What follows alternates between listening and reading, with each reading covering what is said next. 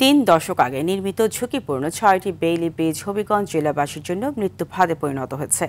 বিকল্প ব্যবস্থা না থাকায় জীবনের ঝুঁকি নিয়ে ব্রিজগুলো দিয়ে প্রতিদিন চলাচল করতে হচ্ছে বাসিন্দাদের। সড়ক বিভাগ বলছে মেরামতের কাজ এরই মধ্যে শুরু হয়েছে। বড় ধরনের দুর্ঘটনা এড়াতে দ্রুত নতুন ব্রিজ নির্মাণের দাবি জানিয়েছেন স্থানীয়রা। হবিগঞ্জ থেকে শহীবুর রহমানের পাঠানো তথ্যচিত্রে আরও জানাচ্ছেন আব্দুল হামিদ। চলাচল নির্বিঘ্ন করতে 90-এর দশকে হবিগঞ্জের বিভিন্ন নদী ও খালের উপর 6টি লোহার বেইলি ব্রিজ নির্মাণ করা হয়। প্রায় 3 দশক পর সেই ব্রিজগুলোই এখন মরণ ফাঁদে পরিণত হয়েছে। ব্রিজের বিভিন্ন স্থানে ধরেছে মরিচা, খসে পড়েছে লোহার পাত, গার্ডলক, স্ক্রু সহ নানা যন্ত্রাংশ। দুর্বল হয়ে পড়েছে বেশিরভাগ পিলার। চলাচলের অনুপযোগী হয়ে পড়েছে জেলার খোয়াই নদীর উপর নির্মিত উমদামিয়া, কাজিরখিল, বালিখাল, শায়েস্তাগঞ্জ ও হবিগঞ্জ বানিয়াচং সড়কের রত্না ও শুটকির ব্রিজ। দ্রুত ব্যবস্থা না নেওয়া হলে ভয়াবহ দুর্ঘটনার আশঙ্কা করছেন স্থানীয়রা।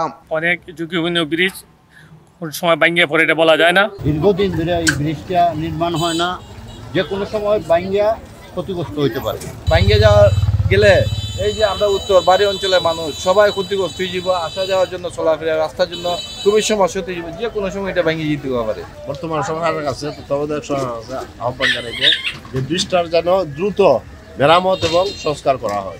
জেলা সড়ক বিভাগ বলছে এরই মধ্যে 3টি বেইলি ব্রিজ মেরামতের আওতায় আনা হয়েছে। ইতিমধ্যে উমদামিয়া সেতুর পাশে ইব্রিয়া সেতু নির্মাণ করা হয়েছে, ফলে সেতুটি বর্তমানে পরিত্যক্ত অবস্থায় আছে। তো তারপর আমরা এই সেতুতে লোকজন চলাচল করে, হালকা যান চলাচল করে। এই সেতুটি পুনর্নির্মাণের আর কোনো প্রয়োজন আমরা দেখি না।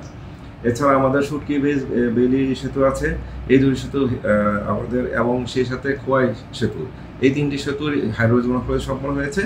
আমার ডিজাইন সেকশনে তথ্য দিয়েছে, তার ডিজাইন দিলে আমরা ডিপিপি প্রস্তুত করে কাজ করতে পারবো। দীর্ঘদিন ঝুঁকিপূর্ণ ব্রিজগুলো সংস্কার না করার পেছনে প্রশাসনের উদাসীনতাকে দায়ী করছেন ভুক্তভোগীরা। মেরামত নয়, নতুন করে আধুনিক ব্রিজ নির্মাণের দাবি হবিগঞ্জবাসীর।